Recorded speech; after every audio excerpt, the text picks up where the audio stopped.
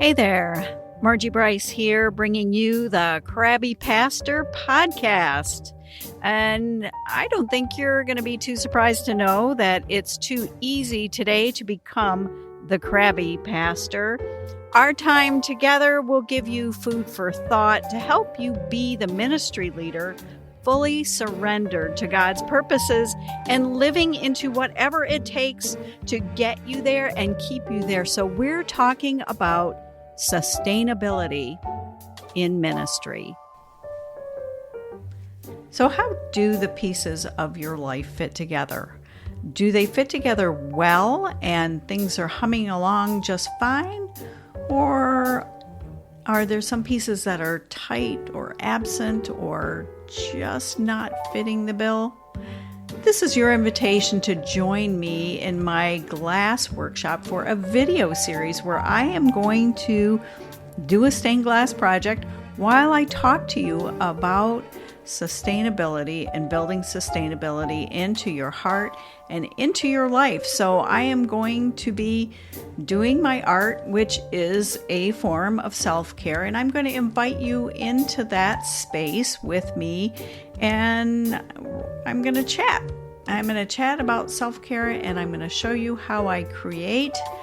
And there's a nifty analogy. Stained glass seems to be a very good metaphor for what I want to talk about. So I'd love for you to join me. To do that, to opt in, I'll need you to email me at crabbypastor@gmail.com. That's crabbypastor@gmail.com. So you won't want to miss this. You definitely won't want to miss this. So make a plan to join me in the glass workshop. Hey there, friends. Welcome to the Crabby Pastor podcast. And I am here this day talking to you about something rather important. Now, I have to start this out with kind of a disclaimer of sorts. I don't know. I've listened to a lot of illustrations for football and baseball and any kind of sport thing for a long time. So I am pressing the male people that are listening to this to hang in here with me because I'm going to be talking about nails. We're talking about fingernails. We're talking about polish. We're talking about things like shellac, which, by the way, is one of the greatest inventions. I don't know why anybody's not talking about this. It's been a number of years where you can go get your nails done and they stay pristine, perfect for like 2 weeks. So I want to talk about that because we're going to go to a rather interesting place here. So just hang with me as I do this, and I think you'll be challenged. How's that? Challenged. So I have been on the hunt for a new nail tech for a while, and some of that had to do with this issue of shellac, the pristine, perfect for 2 weeks nails thing. And it's good, but the removal of it can be a little dastardly, let's say. In fact, it is so dastardly that some of the nail techs, I get it. I can't imagine doing that job, that task. It would be, I don't know, just challenging, I would think. And I do know some nail techs that actually have carpal tunnel at a pretty early age from doing everything that they do. But some of the nail techs will take a little drill and will just kind of drill or buff off your old nail polish before putting new on, which sort of sounds cool, except if you're on the receiving end and you realize that they've maybe gone a little too far with it and your nail bed feels a little tender. That is definitely not cool. But the usual thing is that they take little pieces of paper towel or something, they soak it in acetone, which is like nail polish remover, and they put that on your nail, and then they put a piece of tin foil, wrap your finger at the end of your finger in tin foil, and let it kind of soak for a while, and then still, in some instances, there can be quite a bit of scraping going on. And that's just the way that goes. That's just the way it is. So I don't know. I just was having some concern about a nail tech or two at the same spot where, I had tried a few and I don't know. It was bothering me. So I thought I got to find somebody new. And I did. I went into this brand new salon and met with this gal, and immediately she looked at my nails and she asked all about my prior experience with nail techs and what has gone on and what kind of a process I was using, what kind of polish brand that it was that I had on. I mean, and as she's doing this, she's kind of critiquing my nails, and I felt a little, intimidated by that, frankly. I mean, I kind of had a sense that something was not right, but when people pointed out, that's a whole different ballgame. Now, I'm not the only one, just for the sake of argument here, that has had this issue. I just was doing my trail walking with a friend, and she said, "Let me look at your nails. Look at that." She said, I've had this issue with nail techs, and I can't find anybody. I said, "Oh, you need to go to my new person because she's really great." So this is a thing.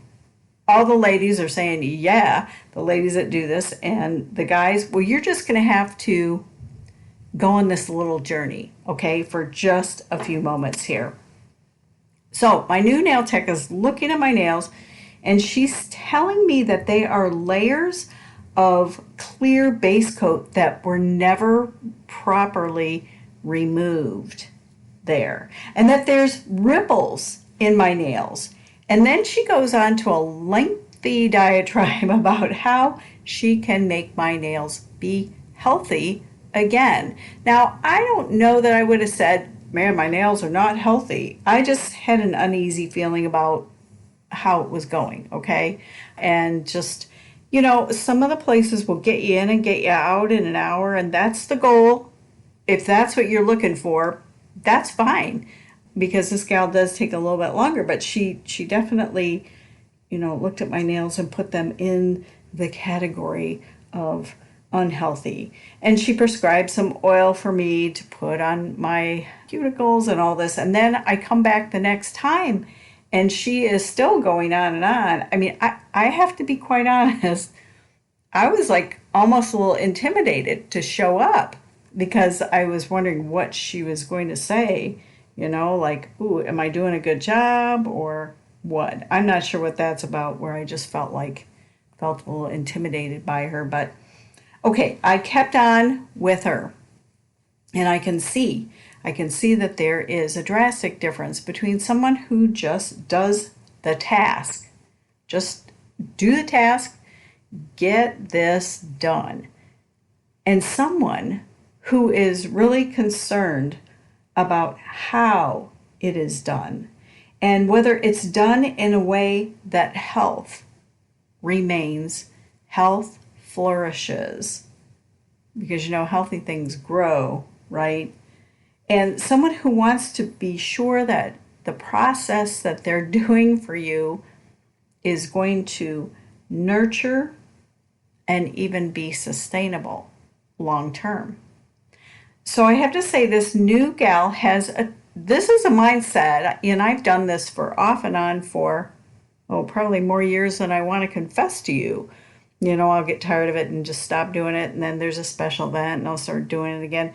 But out of all of the nail techs that I have had over the years, she is the first one that has talked about nail health, what it is, what it needs to be, and what she is going to do. So my nails are looking better for all of you that really wanted to know that. But what I want to challenge us with as ministry leaders is we can do the tasks. We can get it done. We can write a sermon. We can visit people. We can do our sermon planning for the next whatever. We can do all of the tasks, but are we doing them in a way that health remains. And this is our personal health, our sanity, our ability to keep on keeping on.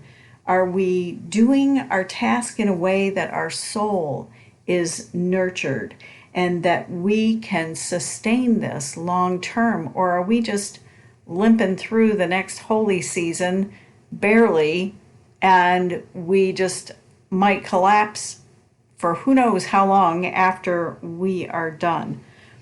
So this is my challenge. I think right now we're still in a Lentish kind of season, and so Easter is upon us, and it was a quick jump this year between Christmas and Easter.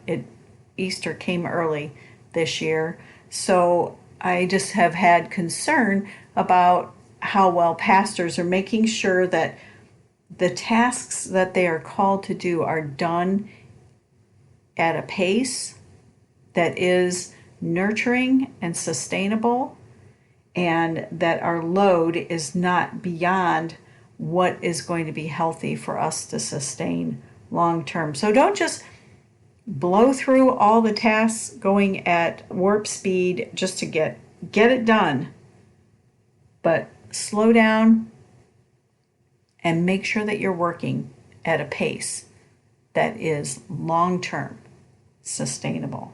So that is your nail tech challenge for today. And for the guys that are listening, you get high marks if you made it this far. I would give you a gold star, but I would challenge you to say, I need to make sure that I'm doing my tasks as a ministry leader in a healthy way.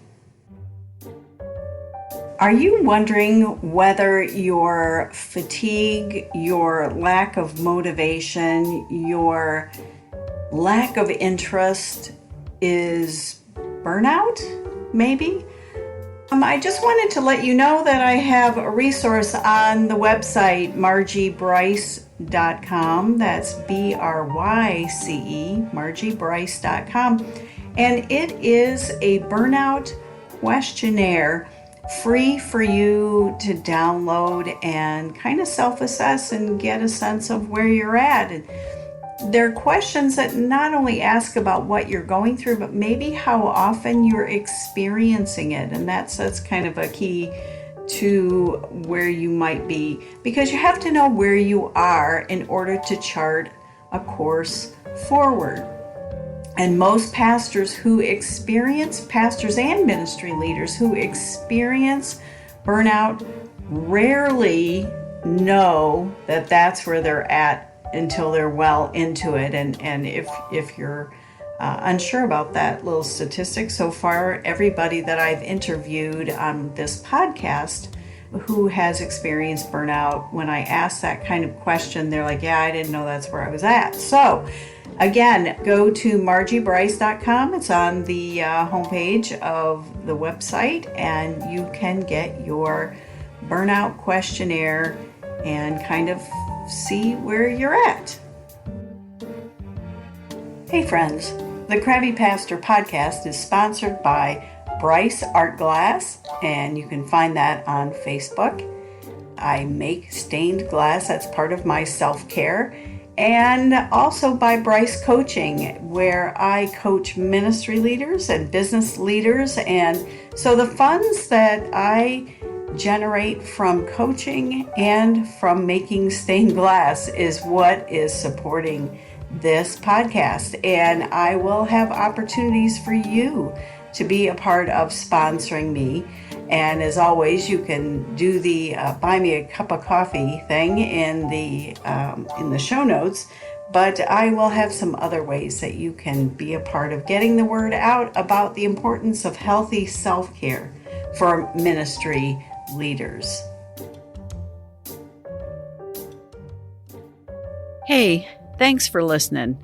It is my deep desire and passion to champion issues of sustainability in ministry and for your life. So I'm here to help. I stepped back from pastoral ministry, and I feel called to help ministry leaders create and cultivate sustainability in their lives so that they can go the distance with God and whatever plans that God has for you. I would love to help. I would consider it an honor.